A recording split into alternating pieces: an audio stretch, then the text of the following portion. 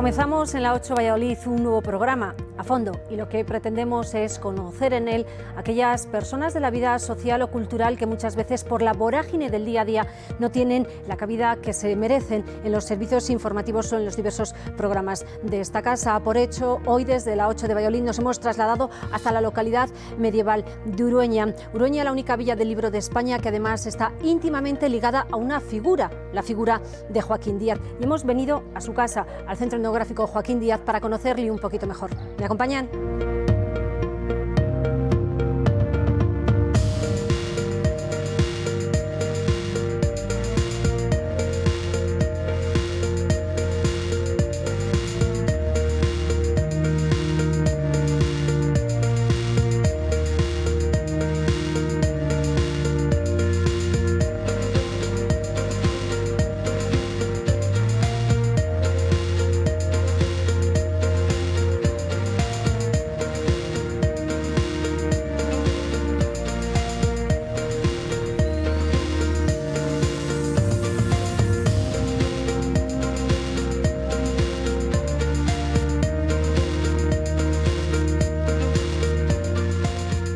Como les anunciaba hace unos instantes, ya estamos en el interior de la Fundación Joaquín Díaz con nuestro invitado y protagonista de hoy en A Fondo, Joaquín Díaz.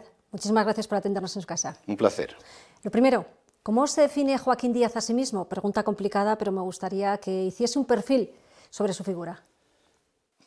Cuando en alguna ocasión me han preguntado, pues suelo decir que lo primero, soy músico. Y en segundo lugar, además de músico, soy una persona curiosa, de manera que todas las cosas que están en mi entorno y que pueden sorprenderme por alguna razón, pues me interesan. Y por tanto, la curiosidad es la virtud o el defecto mayor que tengo. Para una persona que es amante de la música, tal vez el día de mañana le gustaría que le reconociesen como ese defensor y amante de la música y de la música tradicional, de la música de la tierra.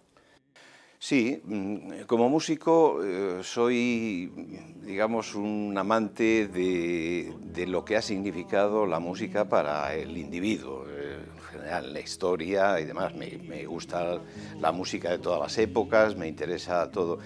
Y luego, hombre, soy un defensor de lo tradicional porque precisamente he dedicado una gran atención a la tradición, no solamente a la tradición musical, sino a la tradición, todo lo que rodeaba al ser humano y tenía que ver con su vida y con su entorno. De manera que sí, no me importaría que me recordaran, si es que alguien me recuerda, como defensor de lo tradicional. Además, siempre ha reconocido y ha recordado que su tradición de Zamora, de una persona que vivía con ustedes en su casa y también la radio, amiga inseparable, le forzaron mucho y le vincularon mucho al tema de la música tradicional, ¿no? Sí, en el momento en el que yo viví 4 años en Zamora, los 4 primeros años de mi vida, aunque luego he vuelto muchas veces, y la persona que me cuidaba, porque cada hermano teníamos una persona que nos cuidaba, pues era de Padornelo y tenía pues lo que tenían todas las personas de Zamora de esa época, que era el recuerdo más inmediato de su vida, de sus padres, de las fiestas que podía haber, que eran mucho más abundantes que hoy. Y entonces esa persona indudablemente me influyó, incluso aprendí alguna canción de ella y demás. Y luego había, dentro del ámbito doméstico, pues la radio. La radio era lo único que me acompañaba a lo largo de todo el día y además estaba puesta generalmente a casi todas horas, ¿no? Y la radio en aquel momento pues transmitía cosas de cosas españolas y cosas, o sea, podía haber música de Juanita Reina o de Amalia Rodríguez. La importancia de la tradición oral también ha destacado usted siempre, el hecho de que los abuelos le cuenten al hijo, el hijo al nieto, esa tradición, el boca a boca, cómo funciona, que siempre ha sido muy típico de Castilla y León en general, transmitir esas canciones, esas nanas, eso que oías a tu abuela cantar en la cocina, a lo mejor mientras hacía la comida, ¿no? Sí, efectivamente. Yo creo que la mayor parte de la educación infantil se daba en esos lugares en los que alguien te iba a comunicar los conocimientos, la tradición, etcétera, y por tanto eran la madre y la abuela, generalmente quienes se encargaban de transmitirte todo eso. Y el mejor sitio era la cocina, que era donde estaban todo el día, y además la cocina era un lugar de estar. O sea, no existían las salas de estar, ni existían los comedores, y la cocina hacía todas las funciones que hoy hacen muchas otras estancias de una casa. Eso hoy en día se ha perdido mucho, Joaquín. Eso también repercute en que la música tradicional haya cosas que se vayan perdiendo y que es difícil rescatar. La música tradicional hoy se da en otros ámbitos, muy poco en el ámbito familiar, porque incluso ya hay padres que no recuerdan nada de lo que a lo mejor les transmitieron los abuelos, y se da generalmente ya en plan espectáculo, ¿no? Uno va a ver a un grupo porque le gusta, porque representa eso que a lo mejor quiere también defender, pero tiene que ir a verles o en una iglesia, o en un escenario, o en la televisión, o en fin. Es decir, el mundo mágico ese de la infancia que yo también he conocido y que reunía a distintas generaciones, ahora es mucho más difícil de que se produzca, y por tanto de que se produzca esa entrega de material de aquella manera como se entregaba. ¿Se puede recuperar o ya es tarde? El hecho de que muchos pueblos también tiendan a desaparecer, que es donde más se cultivaban esas canciones de toda la vida, hace que sea complicado volver en muchos casos hacia atrás. Si se vuelve en algún momento sería en los pueblos, precisamente. Yo siempre digo que lo que me asusta más del futuro no son los pueblos vacíos, sino las ciudades superpobladas, ¿no? El pueblo vacío, por tanto, es un lugar idóneo para que todavía haya ese encuentro entre padres e hijos, o entre abuelos y nietos, y sean capaces todavía los que puedan y recuerden de transmitirles a los jóvenes pues todos esos misterios de la tradición que se iban comunicando a lo largo de generaciones, ¿no? Yo creo que si eso se llega a volver a usar esos ámbitos y demás, debería ser en el medio rural, que es donde mejor se desarrollaron a lo largo de los siglos. Hablemos de su larga carrera, porque recordemos que usted desde ya muy joven, no sé si le he oído varias veces que con 15, 16 años ya creó su propio grupo. Sí, pero bueno, eso no tiene mucho mérito. No sé si a lo mejor se pone en el currículo, pero yo creo que no tiene demasiada trascendencia. Lógicamente, cuando yo estaba en el colegio todavía y antes de entrar en la universidad, se me ocurrió que con unos compañeros de colegio podía hacer un grupo, y de hecho pues nos atrevimos incluso a ir a un programa que se llamaba Salto a la Fama. Eso es una aventura, como otra cualquiera, que duró relativamente poco, porque ya a partir del año 65, 66 empecé a trabajar solo, y a partir de ese momento pues estuve hasta el momento en el que lo dejo, que es el año 74. Y cuando en estos inicios lo que se llevaba era el rock, iba contracorriente, por lo tanto. No, porque yo a veces lo recuerdo con Luis Delgado, que muchas veces miramos discos antiguos y demás. Yo compraba un poco de todo, procuraba comprar cosas de las que me gustaban más y que eran o de grupos americanos de folclore, de folk, o de personas españolas, pero que tenían también una afinidad. Pero yo no estaba de espaldas a nada, es decir, que de hecho empecé cantando con ese grupo de colegio, pues empecé cantando cosas del rock francés, de Johnny Hallyday o de Sylvie Vartan, es decir, no estaba de espaldas a la música de mi tiempo, pero lógicamente me fui decantando e interesando por todos aquellos aspectos de la tradición que encajaban más con mi manera de ver la música. Evidentemente un músico tiene que estar ligado a toda la cultura musical, no puede retrotraerse solo o centrarse solo en aquello que más le gusta, ¿no? Es todo cultura. Yo creo que es que además es necesario, o sea, muchas veces echo de menos en los investigadores científicos, académicos, universitarios, etcétera, que se centren demasiado en sus cosas y se olviden de que existe un contexto, y ese contexto le tienen que conocer también. Yo creo que esa forma de investigar enfocando solamente en una sola parcela del tema, pues es una carencia para el investigador. Yo creo que es mejor que abra el objetivo y mire mucho más alrededor de lo que está pasando, ¿no? Usted se ha definido como curioso, también como autodidacta, porque viajó a Estados Unidos y de allí se trajo algún que otro tesoro en forma de instrumentos, ¿no?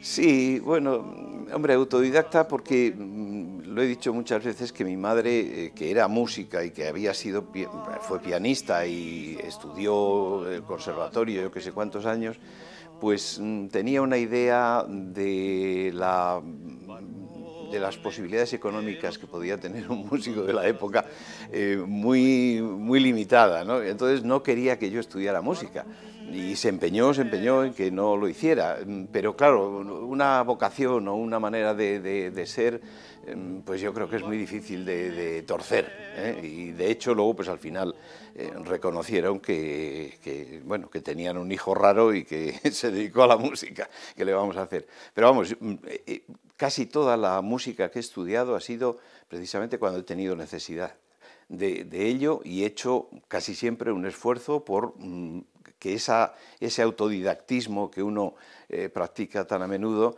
estuviera muy bien rodeado de aportaciones académicas y científicas, claro. Un hijo raro que tocaba instrumentos, algunos de ellos un poco peculiares. Sí, sí, sí. Le he escuchado hace poco hablar de una guitarra con 11 cuerdas, toca muy bien el banjo, que dicen que es un instrumento complicado, y además no había manuales Bueno, como los que sí. existen ahora, ¿no? Sí, no existía. No. Me llegó un manual al cabo de mucho tiempo y ya no tenía remedio la cosa. Prácticamente estaba ya enfocado en otro aspecto.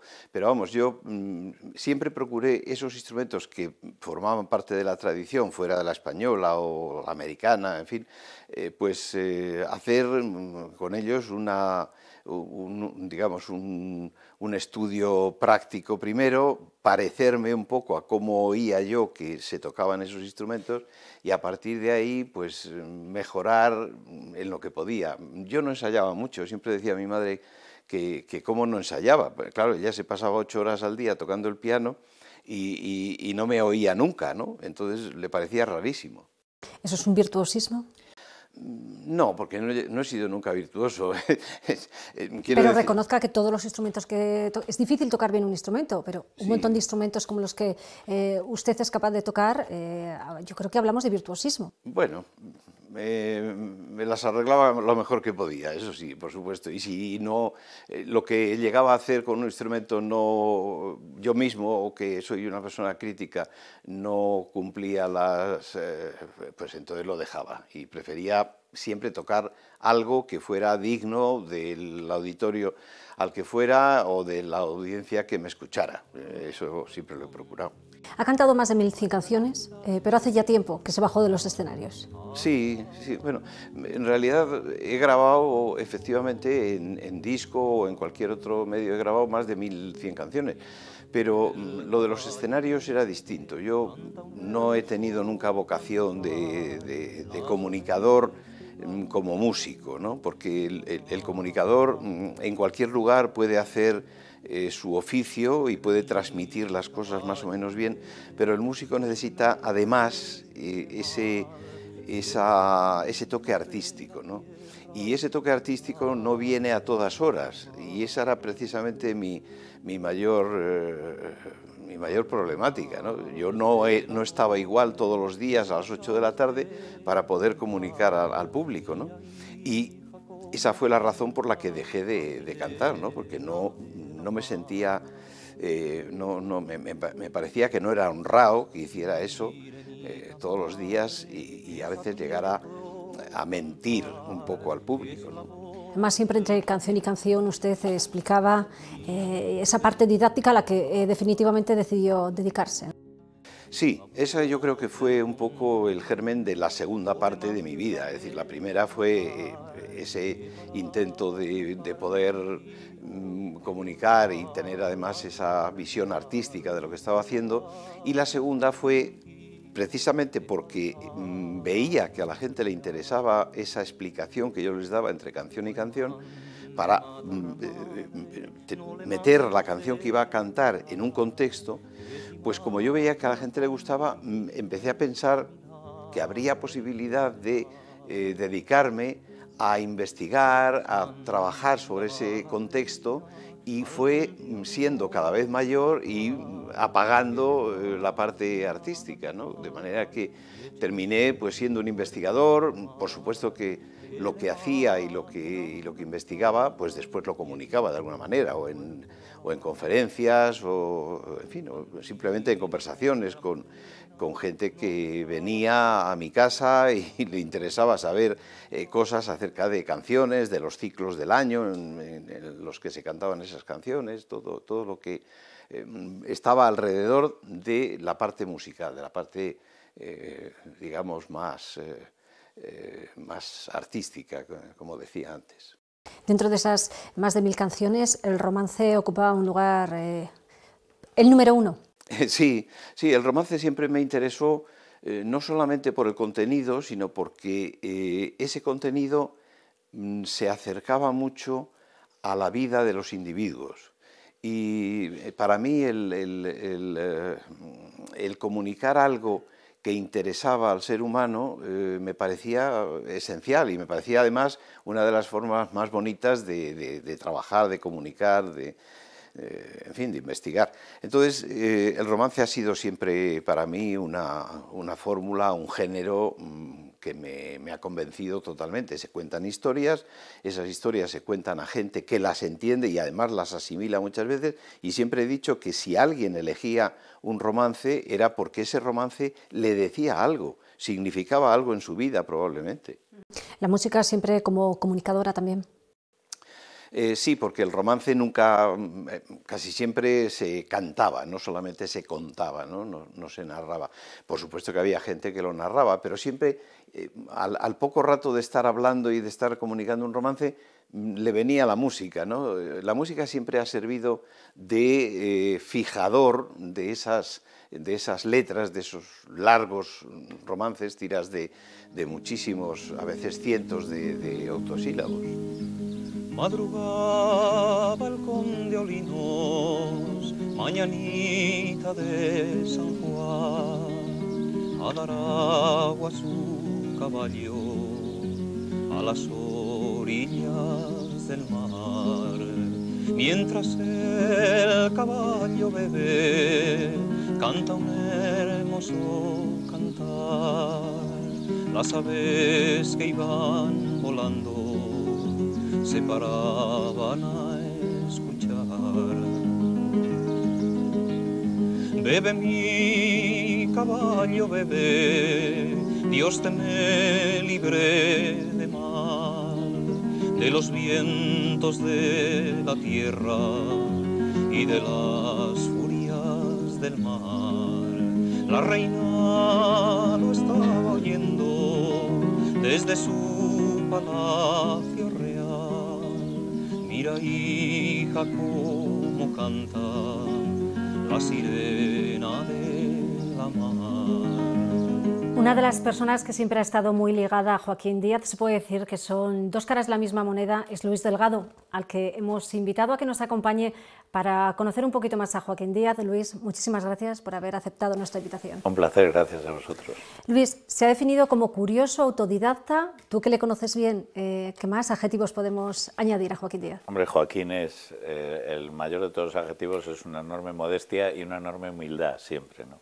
Entonces, como siempre, se queda corto metiendo todo en el paquete de la curiosidad, que efectivamente es así, rigurosamente curioso, pero eso amplía los horizontes hasta el infinito, porque Joaquín siempre, a mí me encanta que siempre pone la música como primer interés, ¿no? Pero es que a través de la música llega a todas las manifestaciones culturales, artísticas de la sociedad, ¿no? Y yo no creo que haya algún tema que no interese a Joaquín y del que siempre tiene algo que decir, porque siempre se ha detenido en buscar información y sobre todo en interconectar todo, ¿no? Como decía él antes, ese concepto de una investigación muy amplia, ¿no? Una investigación horizontal, digamos, ¿no? O sea, que ocupe todas las interrelaciones. Yo creo que ese es su principal motor, ¿no? Es curioso escuchar a Joaquín, además se ha editado hace poco tiempo su primer disco del año 1968, escucharle cantar en inglés, música sefardí, música castellana. ¿Perdimos un gran músico cuando decidió retirarse de los escenarios y ganamos un gran investigador? Hombre, no perdimos un gran músico porque ha seguido grabando, ha tenido publicaciones y prácticamente sigue en activo como músico. Se perdió el escenario, del que no hay un año en el que no haya alguien que tenga la brillante idea de decirle: oye, Joaquín, ¿por qué no organizamos un recital y tal? Incluso a veces me llaman a mí y me dicen: convéncele de que a ver si... Pero yo creo que Joaquín, su actividad musical ha sido muy fructífera, y además el abanico de discos que ha ido haciendo con los años, muchos de ellos eran impensables unos años antes, ¿no? Pues el disco de Salinas, el Moretti, discos que realmente abren una puerta para que se quede ahí abierta, para que, bueno, pues otros músicos, otros investigadores tiren también de ese hilo, ¿no? Joaquín, hemos hablado de la importancia de los abuelos, de los niños. ¿Tú también te has acordado mucho de los niños en tus canciones? Sí, pues tal vez con esa esperanza de que en algún momento alguno tuviera la misma suerte que tuve yo, de que su madre o su abuelo o su abuela les cantara eso que, por un lado, era divertido, porque las canciones siempre divertían a los niños, y por otro lado era una forma de enseñar, pues yo qué sé, a contar, a saber cómo son los números, a memorizar, a repetir, en fin. Yo creo que las canciones tradicionales en general eran un repertorio muy práctico, siempre servía para algo, desde luego para entretener, pero también para enseñar. Uruña es un centro cultural indudable, vosotros estáis aquí. Luis, tú formas parte de un cuarteto de música en Uruña. ¿Qué falta por hacer para que la música tradicional siga estando ahí, se siga tirando de ella? ¿Por qué es tan difícil, me refiero, que tenga su hueco? Hombre, la música tradicional, como antes anotaba Joaquín, se descontextualiza, pierde su raíz. Si ya no hay vendimia, no hay canciones de vendimia; si no hay siega, no hay canciones de siega. La música tradicional salta a los escenarios, salta a la televisión, salta a las discografías, y ese es su futuro, quiero decir. Entonces hay como dos apartados, digamos, que está el apartado de conservación, preservación de lo que hemos llegado a conocer, y que está en espacios como la Fundación o como el Museo Nuestro, donde se recogen los instrumentos y tal. Y luego hay un apartado que es en el que es inevitable la palabra que se usa constantemente, que es la reelaboración, porque al haber esa descontextualización de la que hablábamos, es imprescindible la reelaboración. No te puedes subir a un escenario delante de 20.000 personas en un estadio a cantar una canción de siega a pelo con un micrófono. Hay que hacer eso, hay que llenarlo escenográficamente, artísticamente, y yo creo que ese es el... Entonces, ¿qué hace falta para ello? Pues yo creo que no se va mal. O sea, además la sociedad pide, los músicos proponen, la sociedad acepta o rechaza, y yo creo que el desafío real es que los músicos y la gente que se dedica a lo que también se llama música de raíz tengan los reflejos, la capacidad artística y la capacidad creativa para ofrecer algo interesante, algo que interese a la sociedad, y que no abandone totalmente eso y se dedique a comer solo en las cadenas de comida rápida, ¿no? Sino que haya de todo, ¿no? Estén todas las opciones, ¿no? Es importante fundaciones como esta en la que nos encontramos, Joaquín Díaz, y también que siga habiendo grupos, ¿no?, en el panorama musical, que sigan recorriendo los pueblos. Sí. ¿Sabes? Aunque sea en teatros y no sea en plazas abiertas, y sigan recordándonos esas canciones. De hecho, ahora que comentaba Luis, que se puede reelaborar, pero hay gente que simplemente basándose en lo que ha aprendido de su padre o de su abuelo, como me estaba acordando de Mayalde, por ejemplo, y de Eusebio, que es una persona que es capaz de reproducir de la mejor manera cómo se cantaba, cómo se divertía la gente antes, y seduce de tal manera a la gente que está ante él que es un éxito, es decir, y junto a eso, pues por supuesto, gente que trabaje en otros aspectos, que reelabore, que sea capaz de crear incluso, porque siempre hemos hablado de que la poesía y la música tenía dos aspectos, el repetitivo y el creativo, ¿no? Siempre tiene que existir la creación y siempre tiene que haber esa repetición porque es más sencillo y porque corresponde en cierto modo a algunas épocas no ser tan creativas.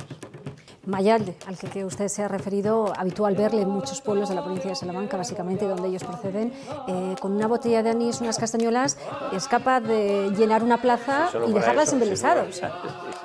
No, es una barbaridad, la propuesta de los Mayalde es maravillosa. Pero como dice Joaquín, es una propuesta que no es excluyente. No quiere decir que haya que hacer eso específicamente, ¿no? Hay otra gente que está haciendo música tradicional con electrónica pura, o sea, sin coger ni un solo instrumento acústico, ¿no? Y por supuesto, como en todas las cosas, pues los hay que están muy bien, que están muy mal. ¿Qué quiere decir que está muy bien o que está muy mal? Que conecta, que comunica, que gusta y que cuando tú llegas a tu casa necesitas ponértelo porque tienes que cerrar el día con algo que tenga que ver contigo, que tenga que ver con tu esencia. Y entonces ahí es donde te pones una música o yo sea. Joaquín Díaz, no sé, ¿qué reto se pone a título personal?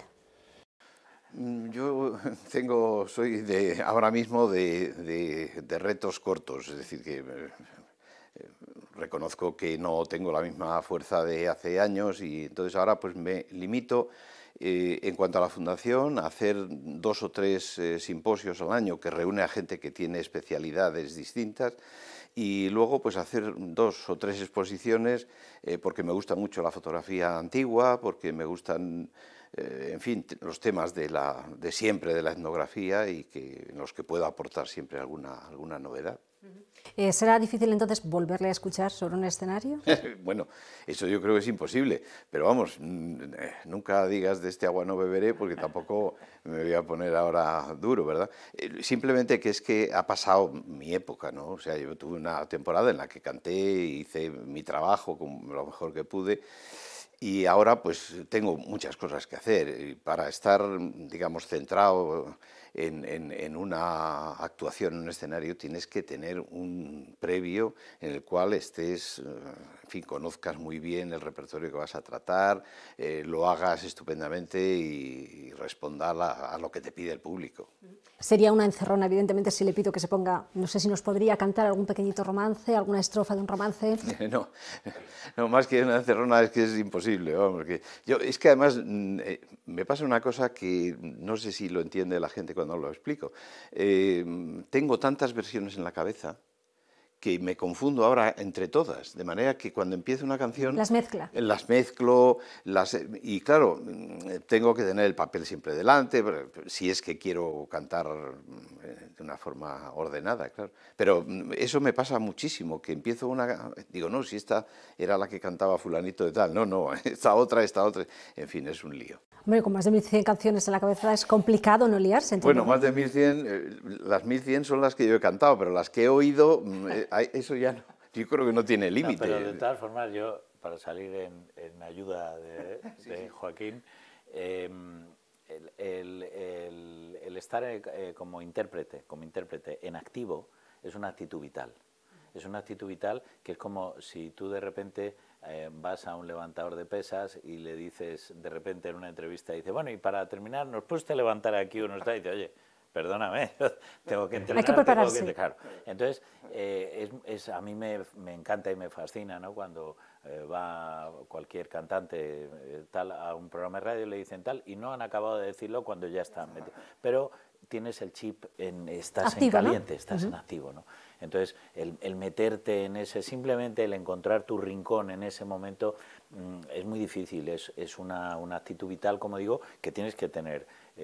Probablemente a Joaquín, si le dices, oye Joaquín, tenemos un problema, nos tienes que hablar durante 20 minutos sobre un tema tal, no sé qué, entonces Joaquín rápidamente dice, a ver, vamos a ver, y lo hace perfectamente, ¿no? Me echarían de la televisión, ¿no?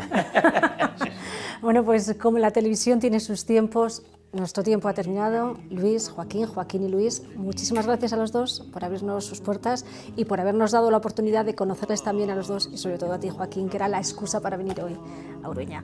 A todos ustedes les esperamos, por lo tanto, en un próximo programa de A Fondo con otro protagonista de esos que tiene mucho que contar. ¿Cómo has entrado mi vida?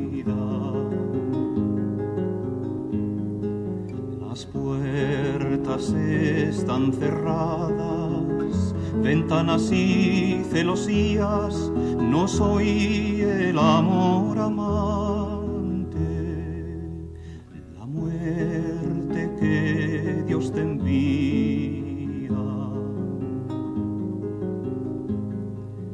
Hay muerte tan rigurosa, déjame vivir un día no puedo darte, una hora tienes de vida.